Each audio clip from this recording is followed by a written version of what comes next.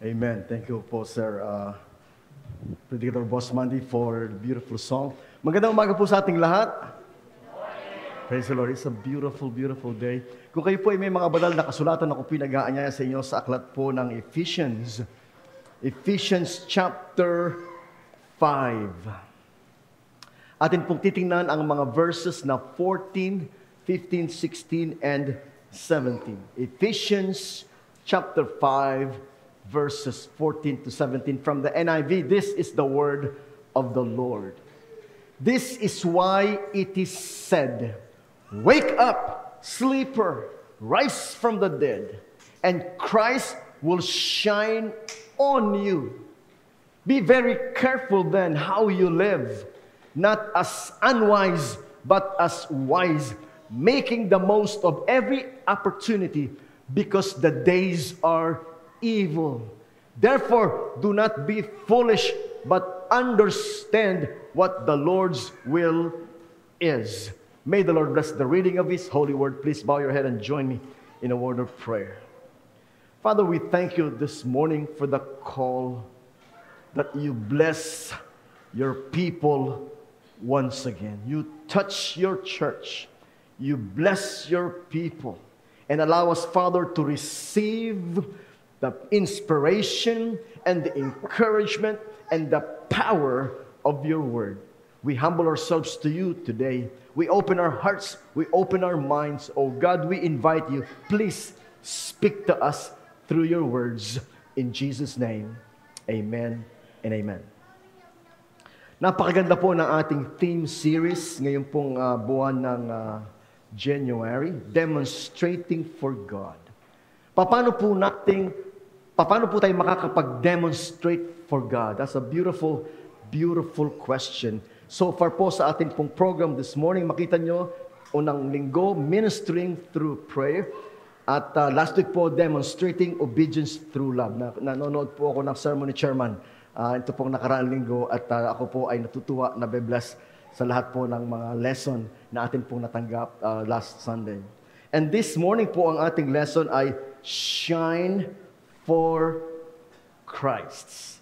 Sabihin nga po natin, shine for Christ. Shine for Christ. Thank you. Ang sabi po ng Biblia, sa Tagalog, babasahin ko po, at 5:14. At nalalantad ang lahat dahil sa liwanag, kaya't sinasabi, gumising ka, ikaw na natutulog, bumangon ka, at liliwanagin ka ni Kristo. Nananawagan po ang Apostol Pablo. Ang sabi niya una, gumising ka, wake up! You sleeper. Tinan niyo nga po yung katabi niyo kung parang sleepy. Sleepy. Wake up! You sleeper. Ito po hindi tumutukoy sa tayo po physically inaantok.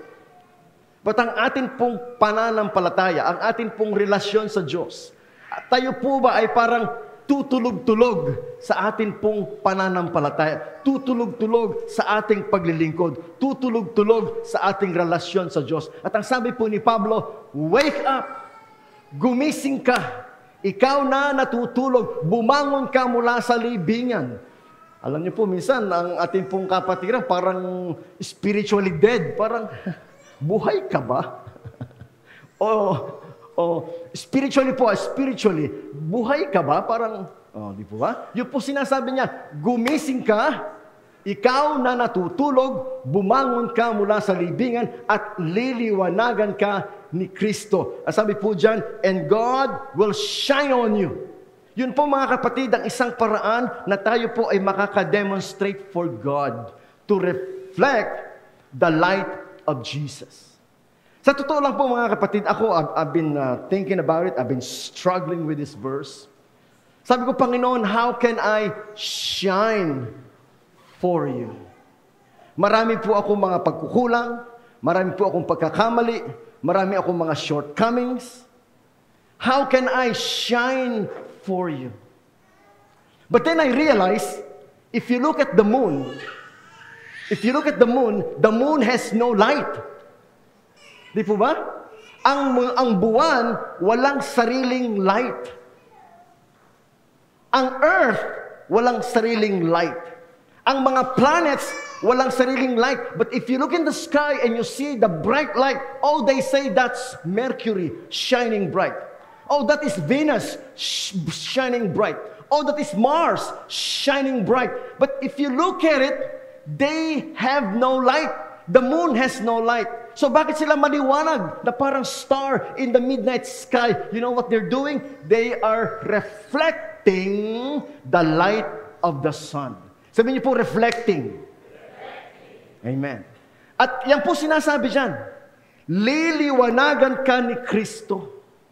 Mga kapatid, tayo po ay vessel, and all that is calling us to do is to reflect the light of Jesus to other people. That when people look at you, they see Jesus in you. Iniisip ko lang po as a point of illustration, yung mga tao na pag narinig mo ang pangalan, may agad magre-reflect sa'yo. Una ko pong gustong banggitin sa inyo yung pangalan ni Alyssa Valdez. Pag narinig niyo sa pangalan Alyssa Valdez, ano naaalala niyo? Volleyball ng Ateneo. Alyssa Valdez, volleyball ng Ateneo. Makita niyo picture niya, maalala niyo, volleyball Ateneo. Alyssa Valdez. Alyssa Valdez is reflecting the shining glory of volleyball Ateneo. Ano po ang naaalala nyo pag narinig niyo yung pangalang Robert Jaworski? Opo, basketball. Naalala ko yan, Ginebra San Miguel. Ano kami? Barangay Ginebra kami. Oh. Pag nakita nyo si Robert Jaworski, naaalala nyo yung basketball, naaalala nyo ang Ginebra San Miguel. So, Jaworski is a shining light for basketball. When you see him, you remember basketball. When you see Alyssa, you remember volleyball. Oh, pag narinig niyo yung pangalan ni Michael Jordan, ano naalala niyo? Nike. Nike. Sapatos, just do it. Michael Jordan, Chicago Bulls, basketball. Every time I see the picture of Michael Jordan, that's what I remember. Basketball. Chicago Bulls, number 23. Nike. Hindi po ako masyadong nagba-basketball. Wala, obvious naman, hindi ako mag-basketball. Pero natutuwa ako manood ng basketball. Natutuwa ako mapanood si Michael Jordan. In the same way, mga kapatid, supposed to be pag tayo naalala niya o ng mga tao o ng ating mga kaibigan, we reflect something to them. Pag naalala nyo si Ate Piling, ano ang naaalala nyo? Sister Piling, siya nag-share sa akin ng Word of God. Si Ate Piling, siya yung nagturo sa akin ng salvation.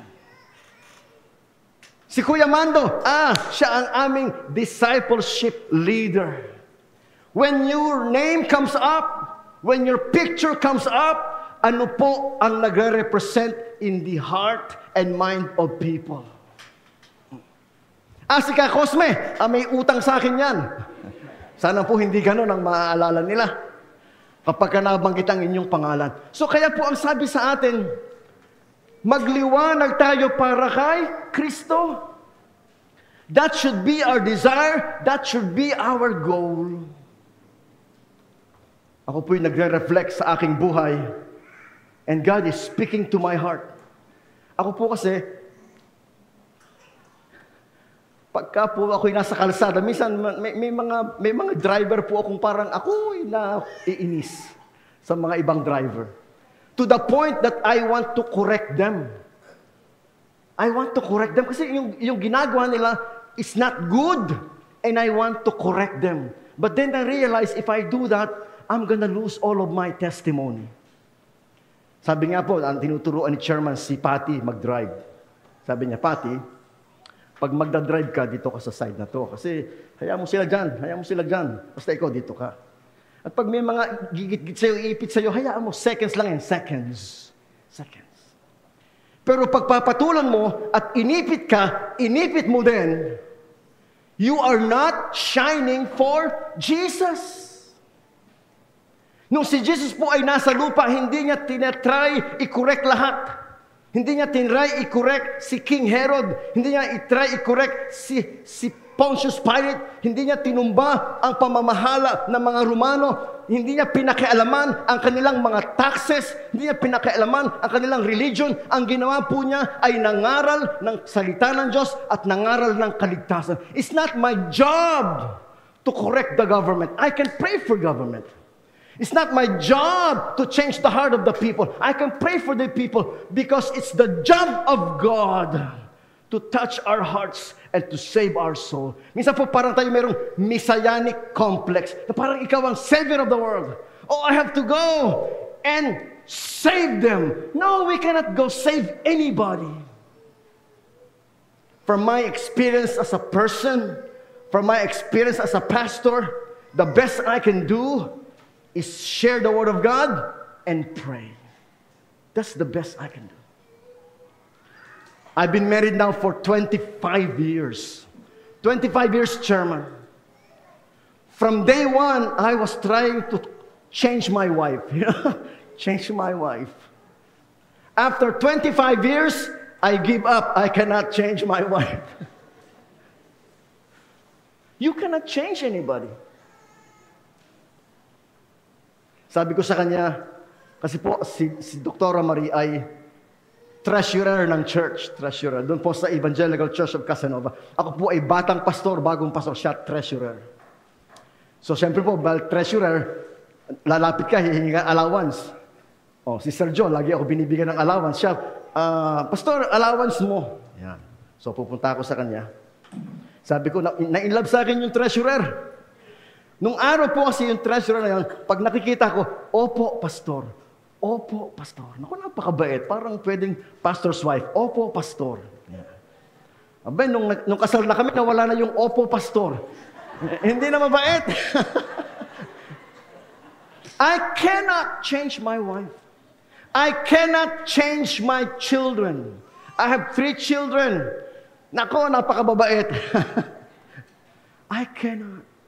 But the Lord God is good. I pray for my wife. I pray for my children. Hindi naman po mabilis. Pero ma'am, unti-unti nakikita ko yung pagbabago. Si Liam, nakita niyo kagabi. Mabait-bait na siya ngayon. You cannot give up on your children, but you cannot force change on your children. The best thing you can do is pray. Sabi nga ni Chairman, lagi ko naaalala, sabi niya, ako ayaw ko nang namimilit o sapilitan. I'll tell it to you, you decide. Parang maganda yung ganong approach. You don't force them. You let them decide. I like that. Because God, yun ang kanyang approach sa atin. Hindi niya tayo pinipilit. Binibigyan niya tayo ng chance mag-decide. Sabi niya, whosoever will, come and get the water. Come and drink and live. Choose you this day whom you will serve. So God is not forcing Himself to you. God is not forcing you. God is inviting you, and God would like you to make a choice. Come unto me, all you that labor and are heavily laden. That's an invitation. Come and drink. Sabi nga po ni Joshua, choose for you this day whom you will serve. But if it is undesirable to you to follow the Lord, as for me and my house, we will serve the Lord. Wala pong sapilitan, mga kapatid. It's always God inviting you and you responding to God. That's the best. And let me tell you, hindi po tayo kailanman, mga kapatid, pagkukulangin ng Diyos o pababayaan ng Diyos sapagkat ang Diyos nakamatsyag sa atin. Nais ng Diyos na tayo po ay mag-shine for Jesus. And don't you worry. You will not shine yourself. You will shine Jesus. Hindi mo kailangan maging perfect to shine for Jesus. All you do is point to Jesus. Sabi niyo po, point to Jesus. Don't look at me.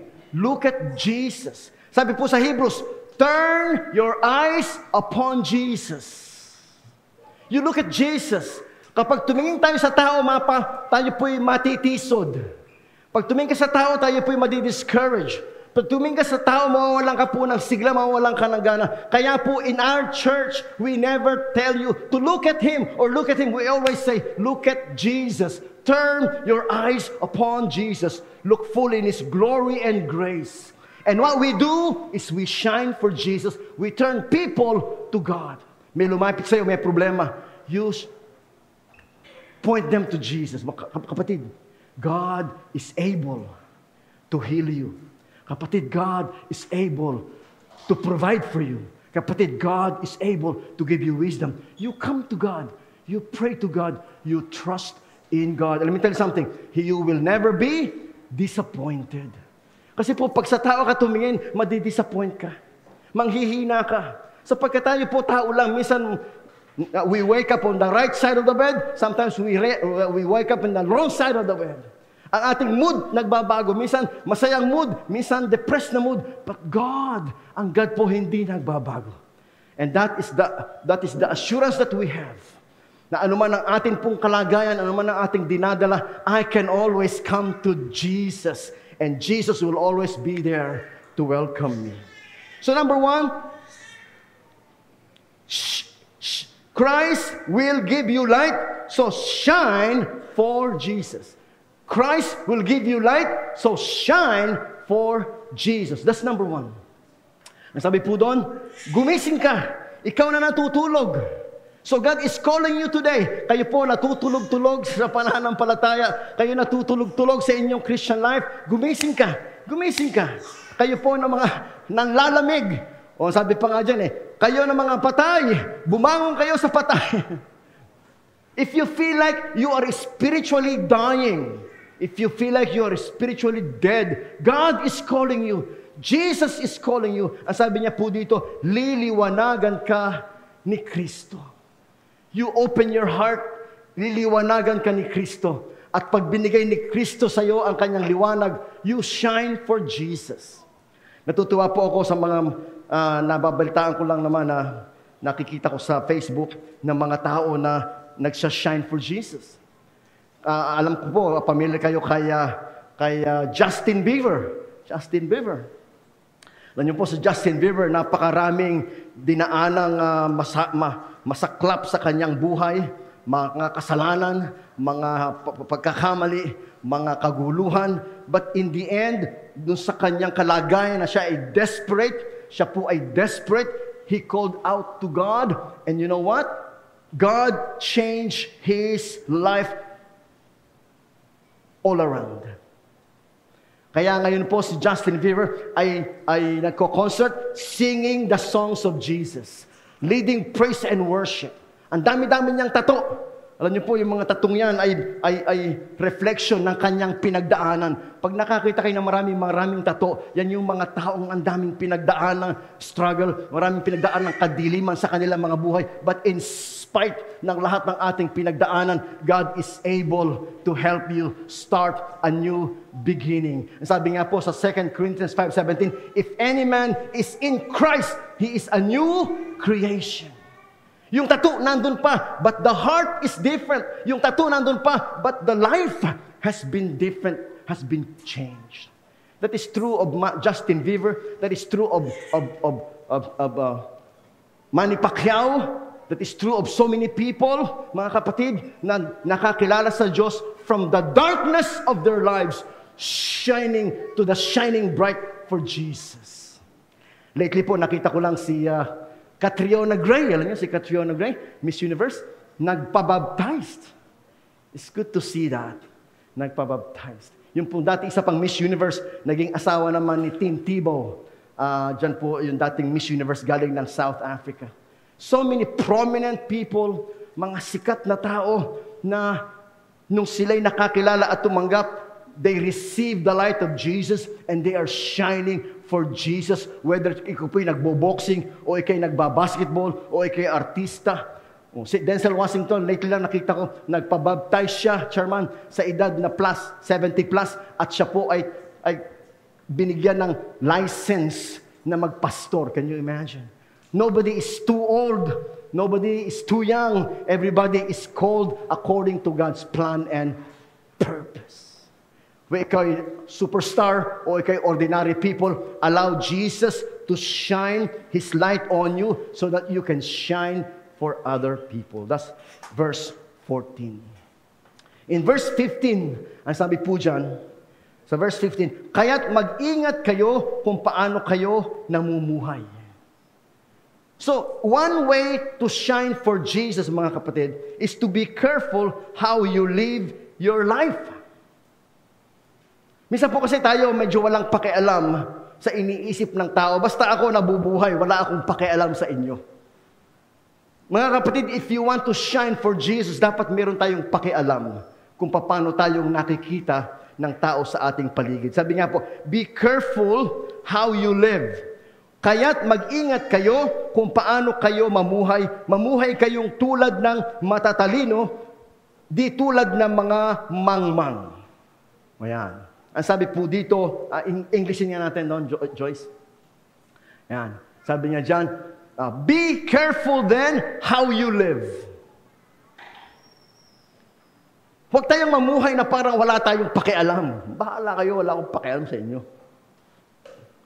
Dapat meron tayong pakialam. Sapagkat dapat careful tayo how we live. Yung ating mga salita, dapat careful tayo sa ating pagsasalita. Sapagkat sa pamamagitan ng ating mga salita, pwede tayong makapag-encourage o makapag-discourage. Pwede tayong makapag-invite o pwede tayong makapagtaboy.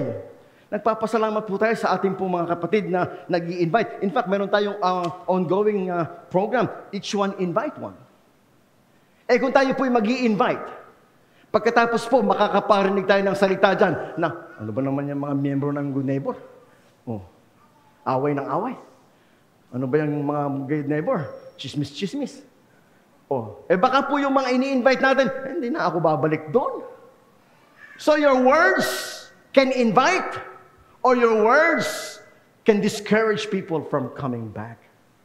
Yung atin pong mga actions. Alam niyo po, I am always happy to go to church here. Always happy. Always happy. I always look forward na, in fact, si Leah Ma'am lagi nang tatanong, Daddy, saan ka mag-church? Lagi nang tatanong yun.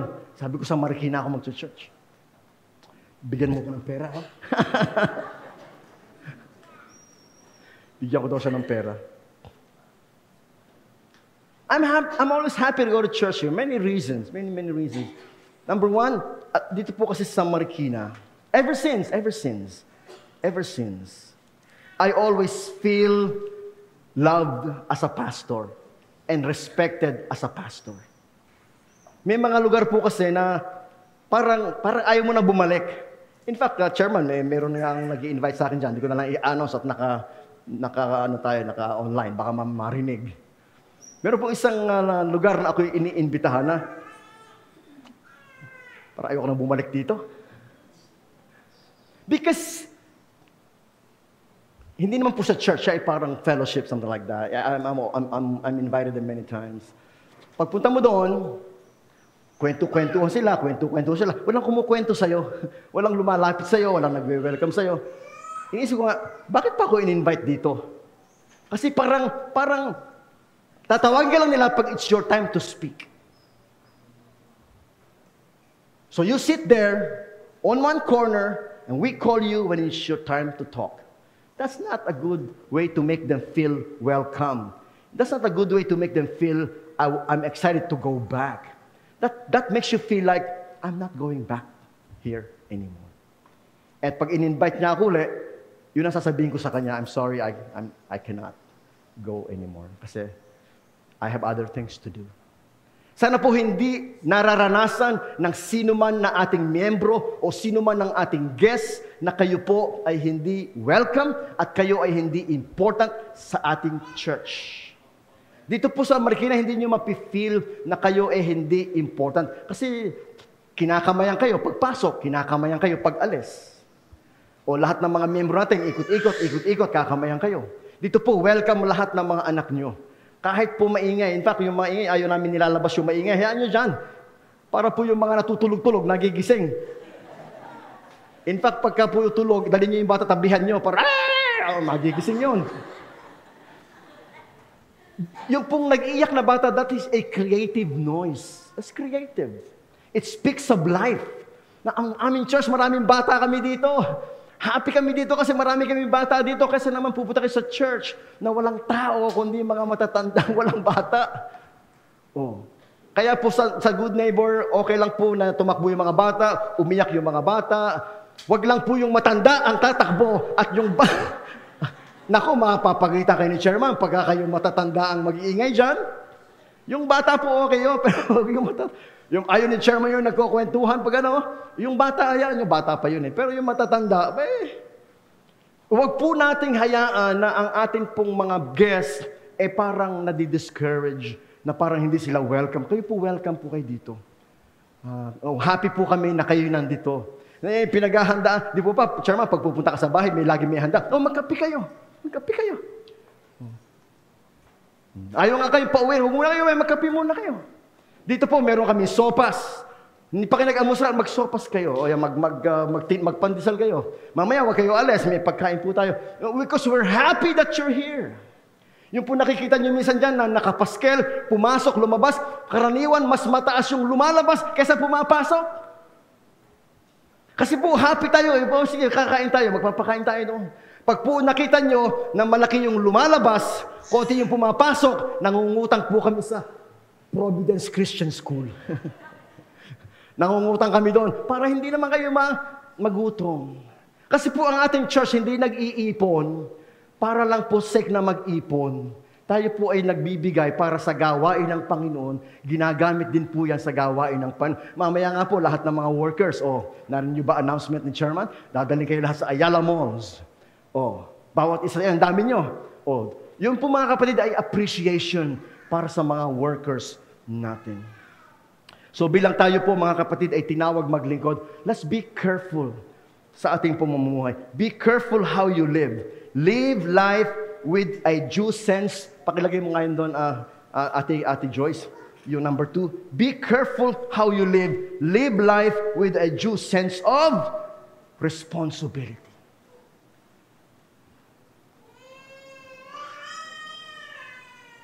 Be careful how you live. Live life with a due sense of responsibility. I have a responsibility to you. You have a responsibility to me. And we are all responsible to God. Sabi nga po nung kanta natin nung araw, walang sino man ang nabubuhay para sa sarili lamang. Di po ba? Hindi tayo nabubuhay para sa sarili lamang. Walang sino man ang nabubuhay para sa sarili lamang. Tayong lahat ay nabubuhay para sa Panginoon at para sa isa't isa. We are responsible for one another. Kaya po pag naririnig ko, lumapit ako kanina kay Ka-Angel. Ka-Angel, gusto na. Pastor, pag-pray mo si Emmy. And then I pray. We are responsible to one another. We pray for one another. Because what I cannot do, God can do. What I cannot give, God can give. The best I can do for you is to pray for you. Meron pong purpose. Be careful how you live. Huwag po nating ubusin ang ating oras kage-games. Huwag nating ubusin ang ating oras kage-Netflix. Huwag nating ubusin ang ating oras kape-Facebook. Meron po tayong responsibility. Be careful how you live. Live life with a due sense of responsibility. God has given you a responsibility and you should carry out your responsibility. Sa bahay, di ba, binibigyan ng responsibility? Sino po sa inyo ang tagahugas ng plato sa bahay? Yan. Si Randolph, naghuhugas ng plato. Imagine niyo yan. Si Chairman, naghuhugas ng plato sa bahay. Sino sa inyo ang tagaluto sa bahay? Si Mrs. Santos. Can you imagine? Can you see that? Ang Chairman, tagahugas ng plato. Ang principal, tagaluto. Sino tagakain? Ayun. Pagkakain, kailangan mag-aayos din ng mesa. Dapat lahat may responsibility. Ganun po sa church. Lahat tayo may responsibility. Iba po responsable para po tumugtog, iba magpakanta, iba magturo, iba maghanda. Natutuwa ako dito lahat ng mga kalalakihan, pagkakainan na, nakapila na lahat ng kalalakihan. Hindi po kayo makakakita ng simbahan na ang nagsiserve lalaki. Salamat po, ang February ay buwan ng kababaihan, pero Chairman, dapat meron ng buwan ng kalalakihan. May natayo kaya doon puro lalaki. Taga-buhat, taga-serve, taga-ganyan. Puro lalaki po yun. Ang sabi kasi ng mga babae, abe kami na nagluto, kami pa magsiserve. O di balanse. O sige, babae magluluto, kami magsiserve. Kaya po napakasarap dito sa Good Neighbor Christian Fellowship. Meron na ba kayong narinig na tao na bisita sa atin, na umuwi, nagreklamo? Nagutom ako sa church na yun, Wala pong ganoon. Ang init-init sa church na yun, Wala pong ganoon. Kaya po, alam niyo, sa totoo lang, I would like to encourage you, let's invite, hindi po kayo mapapahiya. Kung kayo mag-i-invite sa simbahan natin, hindi kayo mapapahiya. Sapagkat ang simbahan natin, ang kantahan, ay sabi ko sa inyo kanina konti lang, gayahin ko si Donald Trump sa kanina habang nagwo-worship Speaking of Donald Trump, alam niyo po si Donald Trump. Alam naman po natin, si Donald Trump hindi perfect. Alam natin si Donald Trump, marami siyang nakaraan. May mga babaero siya, kung ano-anong ginagawa niya. Pero hindi po natin tinitingnan yung pagkatao ni Donald Trump as a person. You know what I see Donald Trump for? Ginagamit siya ng Diyos. Sabi niya sa America needs a savior. And it's not me. It's God. You see? He's not pointing to himself. America needs a savior, and it's not me. It's God. I like that. Ano po, nakaraang administrasyon, ayaw ko lang kung natatandaan niyo, si Nancy Pelosi, dating Speaker of the House. Ako po, hindi naman ako Amerikano, hindi pa ako nakapunta ng Amerika Pero ako, tinitingnan ko lang po nangyayari doon. Si Nancy Pelosi, there was a time, kumuha siya ng Bible, sapagkat sinasabi niya, si Donald Trump, laging Bible, Bible, Bible. Kumuha ng Bible, pinunit po yung Bible.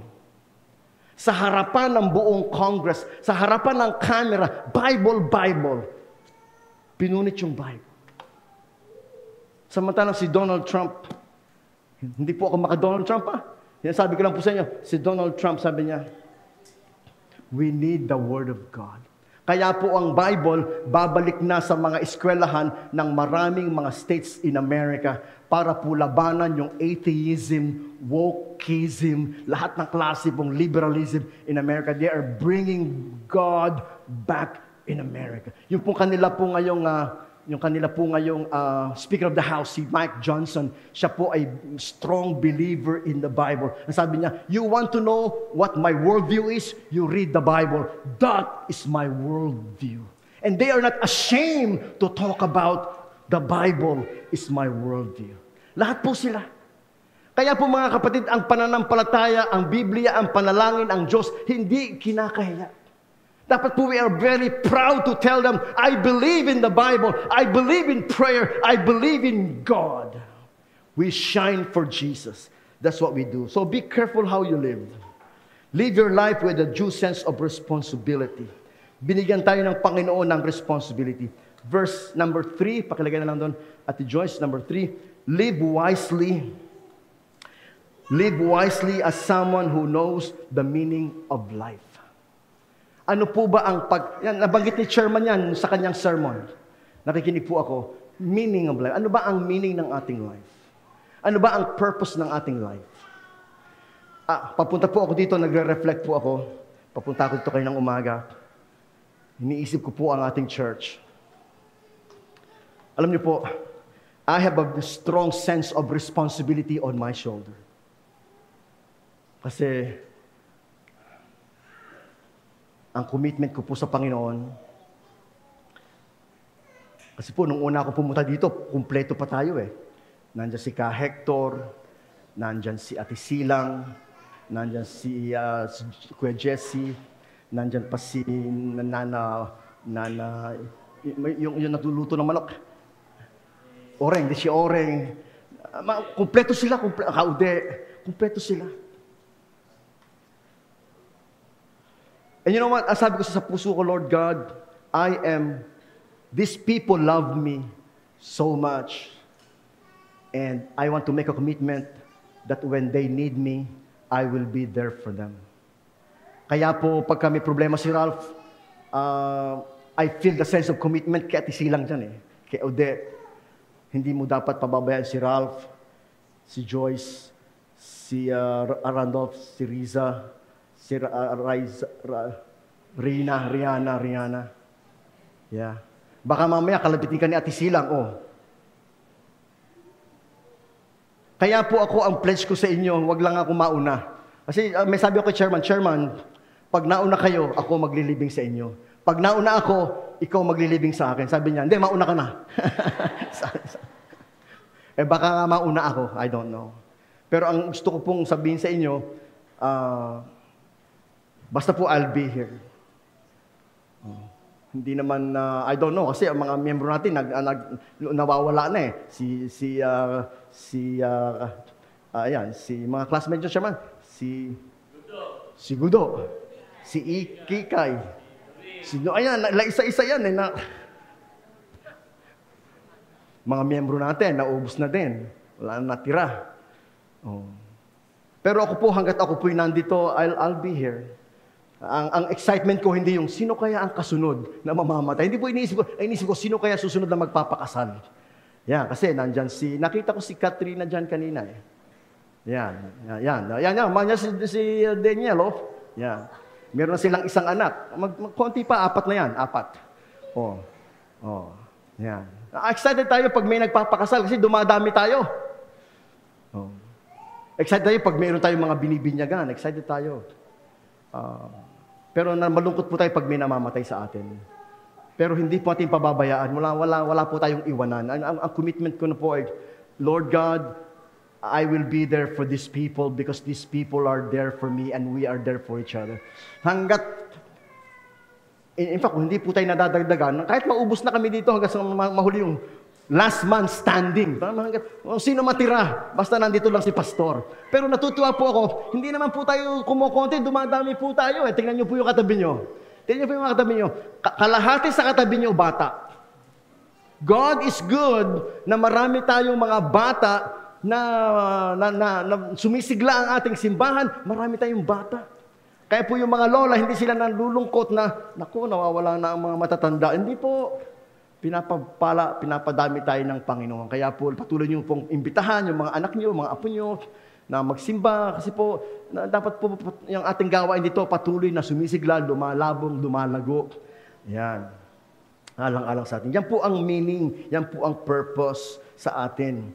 Live wisely as someone who knows the meaning of life. Ang meaning ng life, hindi lang puro po pagpapayaman, na puro trabaho. Hindi po pwedeng ganon. Kasi po, pag puro trabaho isang araw, nakita nyo, bigla na lang kayong tumumba. Kamukha po yung aking bayaw. Ang aking bayaw, 44 years old.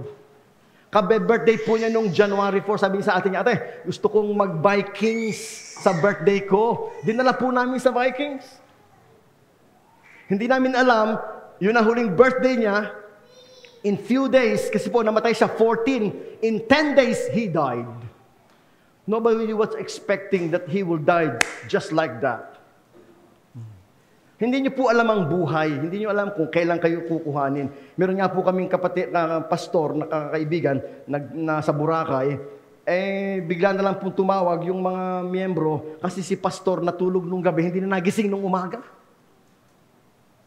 Natulog nung gabi, hindi na nagising nung umaga, nagkagulo na, si pastor namatay. Hindi niyo po alam kung kailan kayo kukuhanin. Kaya po habang may buhay at habang may lakas, ay maglingkod tayo sa Panginoon. Can you say amen? Sapagkat hindi niyo alam kung kailan kayo kukuhanin. I always remember yung sinasabi ni Chairman, kung gusto mong pahabain ng Diyos ang buhay mo, maglingkod ka sa Panginoon. Taas nga po kami ng gustong humaba ang buhay. Yan, sabihin niyo po sa katabi niyo, maglingkod ka sa Panginoon. Oh. Tingnan Sister Piling. Oh, mahaba ang buhay. Matutuwa kayo kay Sister Piling, kay Ate Hirang, ay ang ating mga lola. Oh. At Sister Piling, matagal na po yung retired. Pag hindi binigyan ng pera ni Joey, si Ate Piling, walang pera yan. Ang nagbibigay yan, si Joey, si Emmy, si Yoli, yan, mga apo. Yan. Pag may pera siya, pag may blessing si Ate Piling, lalapit na sa amin ni Chairman. Chairman, eto sa'yo. Pastor, eto sa'yo. Buti, ganun po siya. Ganun siya. Kaya Kaya po mga kapatid, ito pong dinadala natin dito, ito po kagandahang loob ng Diyos. Nagbabalik lang tayo ng kagandahang loob ng salamat Lord, pinagpala mo kami. Yan. So, alam ko niyan, si Ate Hirang, ganun din si Ate Hirang. Maraming pera si Ate Hirang ngayon kasi kauwi ni Joseph. Binigyan ba kayo? Hindi kayo binigyan? Hindi ba nagpadala si Mean? Yeah, biro lang po, biro lang. Yung po mga lola natin na yan, bigay-bigay lang, pero hindi po nakakalimot dito. Kasi alam nila, galing sa Panginoon, biyaya ng Diyos, you honor God, you give to God. Yung po, responsibility. In fact, may nagtatanong, si Dr. Marie daw po, ano ang gift? Kasi po si Dr. Marie, hindi nyo marinig kumanta. Hindi ko nakanta yun Ma'am, si Dr. Marie, kumakanta lang yun sa kotse. Pagka ako'y nagdadrive, sinasabayan niya yung kanta. Ang lakas-lakas. Nagre-release lang daw siya ng stress. Hindi rin ho siya tumutugtog. Hindi rin siya nag-MC, buti nga kagabi nag-MC doon, ano? Ang kaloob po ni Doktora, magbigay. Magbigay. Kaloob niya yan. Kaloob yun yung magbigay, kaloob. Yung po yung napakagandang kaloob. Si Ka Benji, si Starlet, naku kami po chairman hindi mabubuhay pag wala si Starlet at si Ka Benji. Kasi po yung mga suot namin ibigay May dalawa na naman akong barong, praise the Lord. Ganun po, yung paglilingkod natin, yung simple ways, little ways, but makes a difference for God. Sabi nga ni Starlet kanina, si Starlet, salamat po doon sa barong. Sabi niya, glory to God. O, di ba? Glory to God. You shine for Jesus and you give the glory to God. In whatever you accomplish, little or small, you say, glory to God. You live wisely as someone who knows the meaning of life. God, what is my life all about? To shine for Jesus, to serve Jesus, and do my responsibility. Natutuwa po ako yung atin pong mga multimedia. The best po yan, the best. Yan, ang kanilang mga instrument, yung camera na yan, yung computer na yan, yung sound system na yan. Hindi nyo po nakikita sila. Nakikita nyo ba si Joyce? Namimiss ko na nga si Joyce, hindi ko nakikita. Abay, nagtatago doon. But that's their responsibility. Isa ko pa din nakikita, si Pauline. Isa pa din yun, nagtatago doon. They are working behind the scene, but they are doing their service to God. So mga kapatid, live wisely as someone I know this is my purpose, this is my work, this is my ministry. And lastly, make the best use, number 4, make the best use of your time. Make the most of every opportunity you get because every opportunity is priceless. Kaya nga po sabi ni kinote ko dito, sabi ni John Wesley, alam niyo po tayo, Yemilif, tayo po under ng tradition ni Wesley. Ang sabi po ni John Wesley, kung makita ko siya dito, ang sabi niya, I will do, sabi ni John Wesley. John Wesley po, ito yung nag-start ng Methodism. Tayo po ay nasa tradition ng Methodism. Iglesia Las Pilipinas, Methodista, Pilipinas, Yemilif of the Philippines. Yeah. Do all the good you can. By all means you can, in all ways you can, in all places you can, at all the times you can, to all the people you can, as long as you can. Di ba napakaganda? Gumawa daw po tayo ng mabuti. Do all the good you can. Gawin mo lahat ng mabuting kaya mong gawin. Sa lahat ng paraan na kaya mong gawin. Sa lahat ng lugar na kaya mong gawin. Sa lahat ng oras na kaya mong gawin. Sa lahat ng tao na kaya mong gawin. Hanggat kaya mo, gawa ka ng mabuti. Yun ang paglilingkod. That's how you shine for Jesus. Hindi po tayo naliligtas sa mabubuting gawa, pero iniligtas tayo, tama ba, Chairman? Iniligtas tayo para gumawa ng mabuti. Let your light shine that they may see your good work and glorify God in heaven. That's what Jesus said. Let your light shine that people may see your good work and glorify God in heaven. So do all the good you can. by all the means you can, in all the ways you can, in all the places you can, at all the times you can, to all the people you can, as long as you can, because when death comes, it's over. Yun po sabi ni John Wesley. Kaya nga po, ang sabi sa verse, sa English, yung last verse, therefore, 16, making the most of every opportunity because the days are evil. Masama po ang takbo ng panahon. Kaya po habang meron tayong pagkakataon, ibigay natin ang ating bests sa Panginoon. Can you say amen? Tayo po'y manalangin. Panginoon, it's our joy to live for you. It is our honor to serve you. Hindi kami karapat-dapat, Panginoon, subalit Ikaw ang aming Diyos na nagligtas sa amin. We are not reflecting ourselves. We're reflecting Jesus. We are not promoting ourselves. We're promoting Jesus. We're not sharing ourselves. We're sharing Jesus. And we are here to shine for Jesus. Patawarin mo kami sa aming mga kahinaan, kasalanan, pagkukulang. And Father God, it's not about us. It's about you. It's not our story. It's your story. And we are just servants in your mighty hands. Oh God, bless your children. Sa kabila, Panginoon, ng aming hindi kami karapat-dapat, Panginoon, we are privileged. We are privileged to share you and shine for you. Help us, Jesus, to shine for you. Help us, Jesus, to share you. Small ways, big ways, whatever ways. Oh, help us to let Jesus shine in our lives. Thank you, Lord. You bless us. In Jesus' name, amen.